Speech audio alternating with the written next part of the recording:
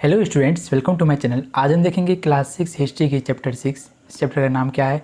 New questions and ideas, यानी कि नए प्रश्न और नए विचार। इससे पहले 5th चैप्टर कवर हो चुकी है। अभी तक आप वो नहीं देखे हैं तो चैनल पे जाकर के देख सकते हैं, ठीक है, ताकि आप अच्छे तरीके से समझ जाए पॉइंट बाय पॉइंट, ठीक है। ये आपके एनसीईआरटी के कुछ मेन हाईलाइटेड पॉइंट्स हैं जो आपको इसी तरह से नोट्स बनाने हैं ताकि आप अच्छे तरीके से चैप्टर वाइज रिवीजन कर सकें, ठीक है। एनसीईआरटी में पहले आपको देखने को क्या मिलता है? The story of Buddha. इस चैप्टर में हम जानेंगे बुद्ध भगवान के बारे में, जैनिज्म के बारे में जानेंगे, आश्रम के बारे में जानेंगे, ठीक है। और बुद्ध भगवान की कुछ थॉट थी उसके बारे में जानेंगे, जैन के तीर्थंकर के बारे में जानेंगे, 24वें तीर्थंकर के बारे में जानेंगे। ये सब के बारे में क्या चैप्टर 6 में जानेंगे। पहला टॉपिक क्या मिलता है? द स्टोरी ऑफ बुद्धा, यानी कि स्टोरी ऑफ बुद्धा के बारे में जानने को मिलता है। About 2500 years ago Siddhartha the founder of Buddhism was born, यानी कि सिद्धार्थ, यानी कि आज से 2500 साल पहले बुद्ध भगवान का क्या नाम था? सिद्धार्थ नाम था, जो फाउंडर हुए। कौन जो फाउंडर हुए? बुद्धिज्म के फाउंडर हुए, ठीक है। He was also known as Gautam Buddha, उसे गौतम बुद्धा भी कहा जाता है। कब कहा जाता है? आफ्टर अटेनिंग एनलाइटमेंट, जब उसे ज्ञान की प्राप्ति हो गई थी तब उसे क्या कहा गया? गौतम बुद्ध के नाम से जाना गया। Siddhartha belong to a small gana known as the Shakya gana, यानी कि सिद्धार्थ जो थे वो बहुत छोटे गन से बिलोंग करते थे। उस छोटे गन का नाम क्या था? साख्य गन नाम था। एंड वाज अ क्षत्रिय, क्या नाम थे? वो कौन सी जाति थे? वो क्षत्रिय कास्ट से कौन से बिलोंग करते थे, ठीक है। कौन से कास्ट से बिलोंग करते थे? क्षत्रिय कास्ट से बिलोंग करते थे। आगे देखेंगे, आगे हमको क्या देखने को मिलता है? आगे है he was a young man when he left the comfort of his home in search of knowledge and true meaning of life, यानी कि जब वह युवा अवस्था में थे तब वो अपने कंफर्ट जोन यानी कि अपने घर को छोड़ दिए थे। आखिर क्यों छोड़े थे? सर्च ऑफ नॉलेज, ज्ञान की खोज में, और जीवन का क्या सही मतलब है उसको खोजने में क्या किए थे? वो अपने घर को त्याग दिए थे। याद रखिएगा, ये सब कुछ मेन पॉइंट है, आपको जानना जरूरी है। He meditate for day on end on under a peepal tree, वो कई दिनों तक पीपल के पेड़ के नीचे ध्यान करते रहे। कहाँ करते रहे? पीपल के पेड़ के नीचे ध्यान करते रहे। पीपल का पेड़ कहाँ पे है? बोध गया में। बोध गया कहाँ पड़ता है? बिहार में पड़ता है, ठीक है। वेयर ही अटेनिंग एनलाइटमेंट, जहाँ उसे ज्ञान की प्राप्ति हुई। आपको अगर क्वेश्चन पूछता है कि गौतम बुद्ध को, यानी कि भगवान बुद्ध को ज्ञान की प्राप्ति कहाँ हुई, तो आपका क्या होगा? पीपल के पेड़ के नीचे। जो पीपल का पेड़ कहाँ पे है? बोध गया में, यानी कि बिहार में है। वहाँ पे क्या हुई थी? ज्ञान की प्राप्ति हुई थी। ही देन वेंट टू सारनाथ, उसके बाद वो गौतम बुद्ध कहाँ गए? सारनाथ गए। नियर वाराणसी, सारनाथ कहाँ पे है? नियर वाराणसी के निकट में कौन है? सारनाथ है। Where he taught for the first time, वो सबसे पहले उपदेश कहाँ दिए? पहली बार उपदेश कहाँ दिए? सारनाथ में दिए। ज्ञान की प्राप्ति होने के बाद पहला उपदेश कहाँ दिए? सारनाथ में दिए। लैंग्वेज कौन सा था उस समय ज्ञान का प्रसार करने के लिए? प्राकृतिक भाषा में क्या करते थे? बुद्ध भगवान क्या करते थे? प्राकृतिक भाषा में ज्ञान का प्रचार प्रसार करते थे, ठीक है। यहाँ तो कोई दिक्कत नहीं है। He spend the rest of his life travelling on foot going for place to place, यानी कि वो अपने जीवन का शेष बचा हुआ समय क्या किए थे? पैदल चल करके लोगों को ज्ञान की प्राप्ति के लिए, ज्ञान बांटने के लिए अलग अलग जगह पर पैदल चल के जाया करते थे। यानी कि बचा हुआ समय क्या किए? बस पैदल चल के अपना बचा हुआ जीवन को बिता दिए। एंड टीचिंग पीपल, यानी कि लोगों को शिक्षित। Till he paused away at Kushinagar, जब वह कुशीनगर पहुँचे तो वहाँ पर उन्होंने अपना क्या किया? प्राण को त्याग दिए और अपने शरीर को क्या किए? त्याग दिए और मृत्यु को प्राप्त हो गए, ठीक है। आपको अगर पूछेगा कि गौतम बुद्ध को, यानी कि भगवान बुद्ध को मृत्यु, यानी कि अपना जीवन कहाँ पे त्यागे? कहाँ पे त्यागे? कुशीनगर पे, कुशीनगर में त्यागे, यानी कि अपने जीवन की समाप्ति कहाँ हुई उनकी? कुशीनगर में हुई। अब यहाँ तक आपको स्टोरी ऑफ बुद्धा खत्म हो जाता है। आगे हम देखेंगे व्हाट डिड बुद्धा टीच, यानी कि आखिर बुद्ध भगवान कहते क्या थे? बुद्ध भगवान का आखिर शिक्षा क्या था जो उस समय बुद्ध भगवान लोगों को दिया करते थे, ठीक है। बुद्धा टॉट, यानी बुद्धा भगवान का सोच, यानी कि शिक्षा क्या दिया करते थे? बुद्ध भगवान कहा करते थे life is full suffering and unhappiness, हमारा जीवन जो है बहुत ही कष्टमयी है, संघर्ष भरा है और क्या है? अनहैप्पीनेस है। इसका रीज़न क्या है? क्रेविंग एंड डिज़ायर, यानी कि हमारी लालसा और इच्छा क्या है? इस दुख का मेनली कारण है। यानी कि हम कोई चीज़ को इच्छा कर लेते हैं और वो चीज़ हमें नहीं मिलती है तो क्या होती है? हमें बहुत सारा दुख होता है। People are not satisfied and went even more, यानी कि पीपुल को अगर कोई चीज़ मिल जाता है, अगर आपको कोई चीज़ मिल जाता है तो आप क्या करते हैं? उससे अधिक इच्छा की लालसा रखते हैं, यानी कि उससे अधिक मिलने की लालसा रखते हैं। अगर आपको उससे अधिक मिल भी जाता है तो क्या करते हैं? आप और भी अधिक लालसा भर जाते हैं कि मुझे और भी अधिक चाहिए, ठीक है। ये मेनली क्या है? दुख का कारण है। Buddha describe this thrust and तन्हा, बुद्ध भगवान इसको थ्रस्ट एंड तन्हा कहा करते थे। आगे देखेंगे बुद्ध भगवान क्या कहते हैं। आगे कहते हैं people to be kind, people को हमेशा दयालु रहना चाहिए। क्या कहते थे बुद्ध भगवान? कि पीपुल को हमेशा दयालु रहना चाहिए। And to the respect the lives of other, यानी और सभी के जीवन को क्या करना चाहिए? रिस्पेक्ट करना चाहिए, इंक्लूडिंग एनिमल, यानी कि जीव हत्या नहीं करना चाहिए, क्योंकि क्यों नहीं करना चाहिए कि बुद्ध भगवान का कहना था कि सभी प्राणी जीने के लिए बहुत ही संघर्ष करते हैं, उसे मारना नहीं चाहिए, सभी जीव जंतु के प्रति दयालु रहना चाहिए। आगे देखेंगे कि आगे बुद्ध भगवान क्या कहते हैं। अब देखेंगे हम बुद्ध भगवान के अगला थॉट क्या कहते हैं। He believe that the result of our action, यानी कि हमें अपने एक्शन और रिजल्ट पर बिलीव करना चाहिए। अगर हमारा एक्शन अच्छा होता है तो हमारा रिजल्ट ऑटोमेटिक अच्छा होगा, अगर हमारा एक्शन खराब होता है तो हमारा रिजल्ट भी क्या होगा, खराब हो जाएगा। जिसे हम क्या कहते हैं, कर्मा कहते हैं। बुद्ध भगवान क्या कहते हैं, उसे कर्मा कहते हैं। कर्मा नियम आज भी आप सुने होंगे। ठीक है, यहाँ तक आपका अगला पॉइंट भी खत्म होता है। आगे हम देखेंगे एनसीईआरटी में the 6 school of Indian philosophy, यानी कि हमारे इंडियन फिलोसफी के 6 स्कूल्स। ठीक है, यानी कि स्कूल्स का मतलब क्या हो गया आपको, पद्धति क्या हो गया, इसका मतलब पद्धति। 6 स्कूल है यानी कि 6 पद्धति है। ठीक है, ये रहे पद्धति, ये रहे उसे फाउंडर, यानी कि पहला पद्धति है विशाख्य, इसके फाउंडर क्या है, कनाड है। अगला पद्धति है न्याय, जिसके फाउंडर क्या है, गौतम है। तीसरा पद्धति आपको सांख्य देखने को मिलता है, जिसके फाउंडर क्या है, कपिल है। चौथा पद्धति आपको योग है, जिसके फाउंडर पतंजलि है।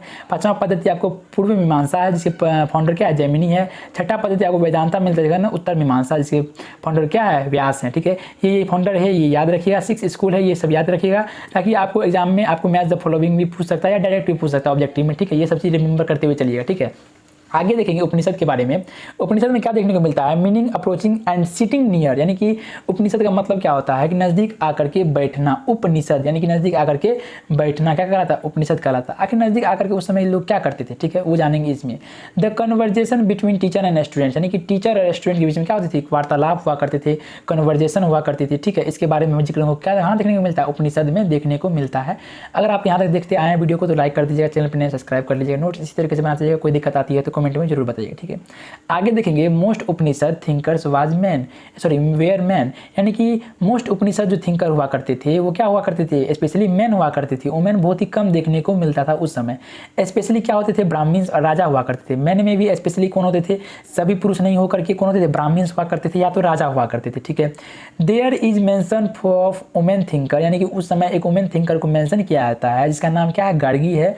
Who was famous for the learning and the participate in the debate held in royal court, यानी कि उस समय जो डिबेट हुआ करती थी। ठीक है, रॉयल कोर्ट में जो डिबेट हुआ करती थी उसमें ये पार्टिसिपेट करती थी। ठीक है, और इसके लर्निंग एंड शिक्षा के नाम पर क्या था उस समय जाना जाता था, जिसका नाम क्या था, गार्गी नाम था। ठीक है, एक ही वुमेन का जिक्र मिलता है उस समय जो उपनिषद यानी कि उस डिबेट में भाग लिया करती थी, इसका नाम क्या था, गार्गी था। ठीक है, याद रखिएगा क्या नाम था, गार्गी नेम था। ठीक है, many of the ideas of the Upanishad was later developed by the famous thinker Shankaracharya, यानी कि बहुत सारे उपनिषद के जो क्या थे मेन आइडियाज थे उसको डेवलप किसके द्वारा किया गया, शंकराचार्य के द्वारा डेवलप किया गया। यानी कि उस समय जो डिबेट हुआ करती थी, किसी किसी बीच में डिबेट, टीचर और स्टूडेंट के बीच में डिबेट हुआ करती थी, उस डिबेट में जो कुछ मेन पॉइंट होते थे उसको जो हाईलाइटेड रूप में लिखते थे, उसको जो डेवलप करते थे, उसको जो अच्छे तरीके से लिखते थे, वो एक नाम आपको प्रचलित देखने को मिलेगा। इसका क्या नाम था, शंकराचार्य आपको नाम देखने को मिलेगा। जो क्या कि मेनली यानी कि अधिकांश आइडिया को जो उपनिषद में इंक्लूड है वो किसके द्वारा इंक्लूड है, शंकराचार्य के द्वारा इंक्लूड है। यहाँ तक आपका अगला एक और टॉपिक खत्म होता है एनसीईआरटी में। आगे हमको देखने को मिलता है जैनिज्म के बारे में। ठीक है, जैनिज्म के बारे में जानेंगे, जैनिज्म क्या है। ठीक है, Vardhaman Mahavir was he last and 14th tirthankar of the Jainism, यानी कि अभी तक जो हुए थे 24 तीर्थंकर हुए थे। क्या हुए थे, 24 तीर्थंकर हुए थे।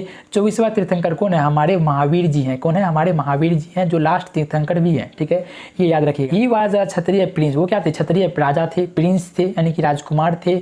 Of the Licchavis as a group that was a part of Vajji Sangha. Vajji संघ याद कीजिए, चैप्टर 5 में आपने पढ़ा था वज्जी संघ के बारे में। वज्जी संघ का एक ग्रुप था जिसका लक्ष्मी गणराज्य था। क्या नाम था, लक्ष्मी गणराज था, जहाँ के रहने वाले कौन थे, महावीर जी थे। कहाँ थे, महावीर जी थे, जो कौन से धर्म से बिलोंग करते थे, क्षत्रिय धर्म से बिलोंग करते थे। ठीक है, यानी कि वो क्षत्रिय थे। ठीक है, याद रखिएगा। He left home at the age of 30, जब वो 30 की उम्र के हुए कि वो क्या किए, अपना घर को छोड़ दिए। And went to live forest, यानी कि जब महावीर जी 30 साल के थे तो वो घर को छोड़ करके कहाँ चले गए, जंगल को रहने चले गए। For 12 years he led a hard and lonely life, जब वो 12 साल तक कठिन तपस्या और अकेला जीवन व्यतीत किए। And the end of which he attaining enlightenment, तब उसे अंत में क्या, विज्ञान की प्राप्ति हुई। याद रखिएगा, यहाँ तक वो कब छोड़ के गए, 30 साल में वो घर को क्या किए, त्याग दिए। अब 30 साल के बाद 12 साल में क्या हुई, ज्ञान की प्राप्ति हुई। इसका मतलब है क्या, टोटल यानी कि 42 ईयर्स में उसे क्या, विज्ञान की प्राप्ति हुई। यहाँ तो कोई दिक्कत नहीं है, अगर कोई दिक्कत आती है तो कमेंट में जरूर बताइएगा, उसका आपको अगली वीडियो में सॉल्यूशन मिल जाएगा। इससे पहले हमने बुद्ध भगवान के बारे में देखे, बुद्ध भगवान आखिर क्या कहते थे, लोगों को क्या शिक्षा दिया करते थे। अब हम जानेंगे कि महावीर जी क्या कहते थे उस समय में, ठीक है।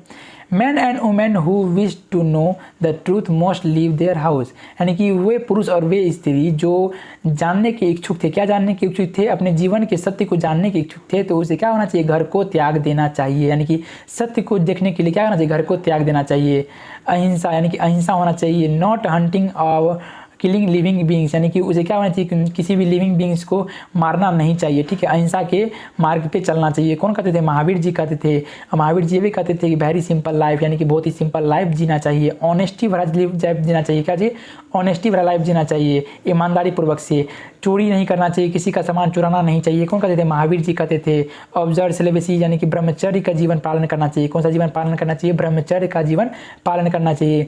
Man had to give up their cloth, यानी कि पुरुष को अपने कपड़ों का क्या करना चाहिए, त्याग करना चाहिए। कौन कहते थे, महावीर जी कहते थे। महावीर जी की ये थॉट याद रखिएगा, नोट्स बना करके इसी तरीके से याद रखिएगा ताकि आपको रिमेंबर करने में क्या हो, ईजी हो। आगे हम देखेंगे नोट में क्या कहते हैं।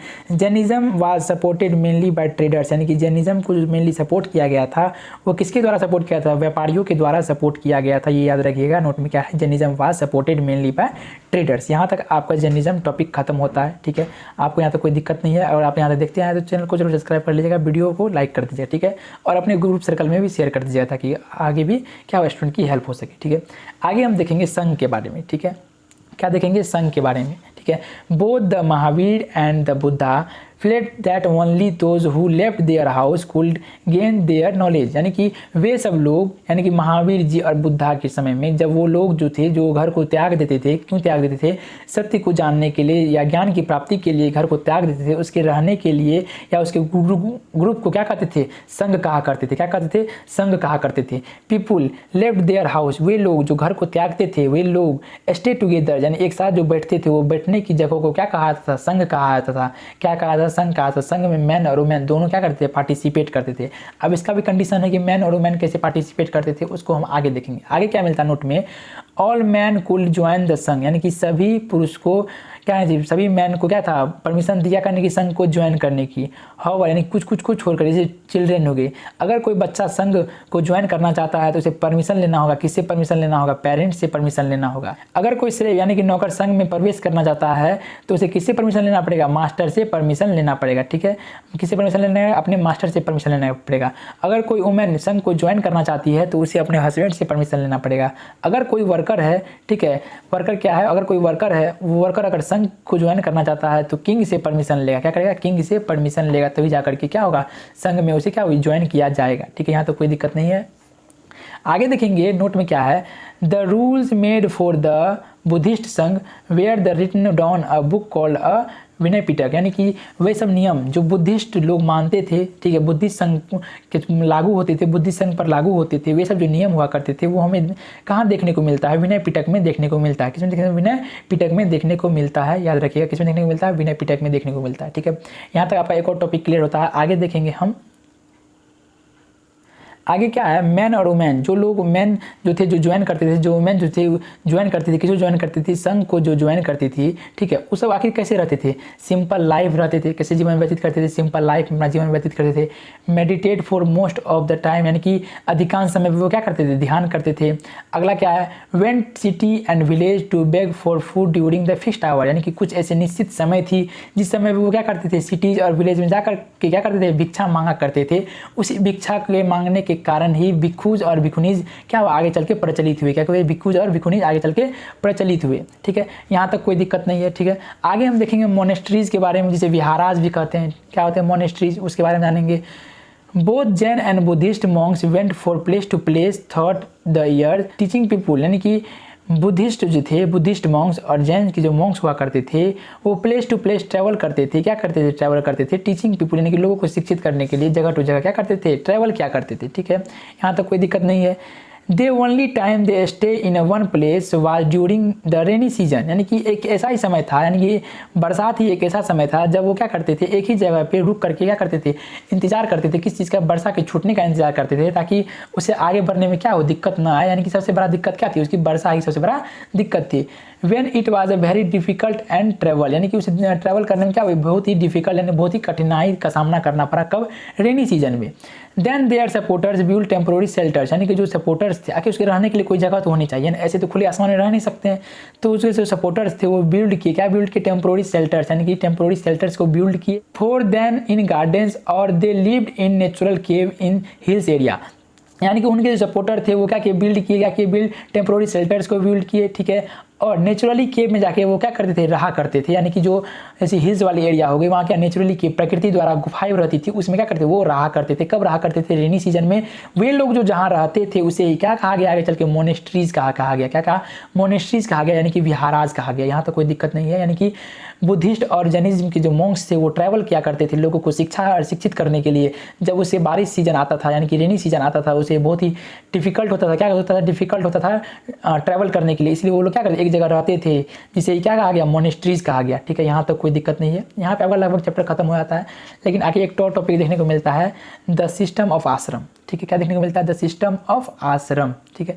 जैनिज्म और बुद्धिज्म, पॉपुलर जो ब्राह्मण्स थे जैनिज्म में और बुद्धिज्म में जो पॉपुलर ब्राह्मण्स थे वो क्या किए? डेवलप किए द सिस्टम ऑफ आश्रम। किसको डेवलप किए? ये प्रथा को, यानी कि ये सिस्टम को, ये क्या हुए? पद्धति को क्या किए? वो डेवलप किए। कौन डेवलप किए? जैनिज्म बुद्धिज्म के पॉपुलर क्या थे? ब्राह्मण्स जो थे वो क्या किए? डेवलप किए आश्रम को। आश्रम का मतलब प्लेस नहीं है, यानी कि जो अभी के टाइम में जो आश्रम कहा जाता है यानी कि ऋषि मुनि का आश्रम, वो प्लेस नहीं है। आश्रम उस समय में स्टेज होता था। क्या स्टेज? स्टेज ऑफ लाइफ हुआ करता था उस समय में। आश्रम क्या होता था? स्टेज ऑफ लाइफ कहा जाता था, ठीक है। कितने टाइप के स्टेज ऑफ लाइफ थे? 4 टाइप्स के थे, ठीक है। आश्रम कितने टाइप के थे? 1 2 3 4 टाइप्स के हुआ करते थे। पहला क्या? ब्रह्मचर्य, क्या होता? ब्रह्मचर्य, यानी कि शुरुआती जीवन, अर्ली लाइफ क्या कहलाता था? ब्रह्मचर्य कहलाता था, यानी कि जब से जन्म हुआ, ठीक है, 5 साल से लेकर के 20 साल तक क्या कहलाता था? अर्ली लाइफ कहलाता था, ठीक है। उसके बाद आपको देखने को मिलता है गृहस्थ, ठीक है। Marry and live as householder, यानी कि उस समय गृहस्थ मतलब क्या हुआ? शादीशुदा और अपने गृहस्थ जीवन को क्या पालन करना, वो क्या कहलाता था? गृहस्थ कहलाता था।